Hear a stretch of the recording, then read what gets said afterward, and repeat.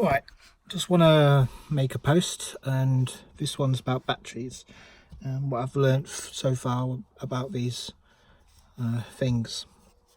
Basically, they're lithium polymer batteries. They're gel cells, which is gel in between the positive and negative plates. The lithium ions go between the negative and positive every time they charge and discharge, and these ions are very important to the capacity of this battery. If you heat up these batteries above 40 degrees, those ions will get stuck into the electrolytes, making a solid electrolyte layer, which reduces the capacity. And this happens around about 40 degrees C. So I'm kind of stringent on keeping these batteries below that, especially at operating times. Of course, you can store these at 50% charge when you're not using them, but generally speaking, I've used this and stored them a day or two, and they don't seem to cause much fuss. But there is a self-discharge in the software, so you can discharge them within a day or two or quicker. For me, leaving the discharge rate at 10 days seems to do the trick for me. But generally speaking, yeah, I don't like to keep these too hot temperatures now. I mean, the temperature now is 20 degrees C, and the battery temperature is about 23 degrees C, so I've only got like a few degrees between 23 and 40 before it starts to degrade, and it always goes over. But yeah, I try and minimize my flight times because of it.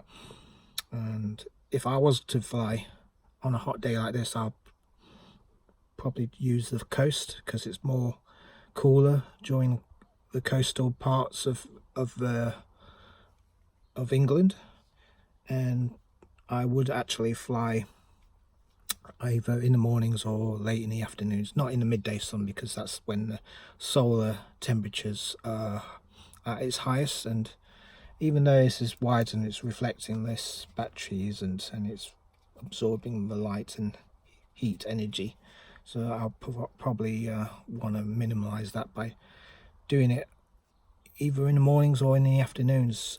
If not, just reduce my flight times in general. The Mavic is similar, and it's more compact. The layers are on top of each other, so it's like layer,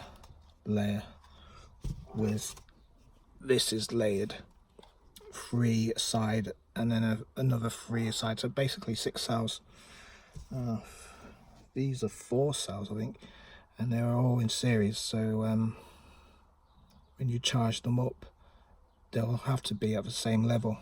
Otherwise, if you over discharge and over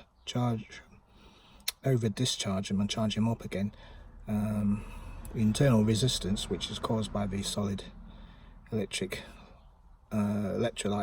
layer, will differ for each of the cells, and the internal resistance will charge these battery cells individually, and you'll get broken cell faults.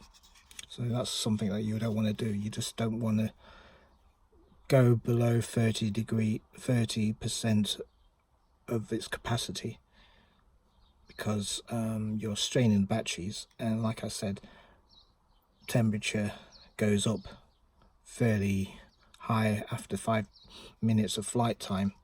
And if you're going to use this battery up full, even worse for this, then each of the cells will have voltage differences, and you'll get a broken cell fault on this, and renders this completely useless. So what I've been doing is just having small flight times with these, and coming back with plenty of battery. So that's what I wanted to say. Watch your drone temperatures, as it's going to be a hot one this summer, and I just want to make sure that everybody's on board that heat isn't very good for your lithium batteries, and it'll cause broken cell errors. Plus ambient temperature can affect it as well, so try doing it in mornings, or try doing it late in the afternoons. The difference could be like a few degrees between the highest point to the lowest point, and that could make the difference to flying without fault or flying with a fault on your drone. Anyway, please subscribe to my channel and hit the notification bell, and I'll try and teach you some more drone tips and hints. I'll see you again. Cheers.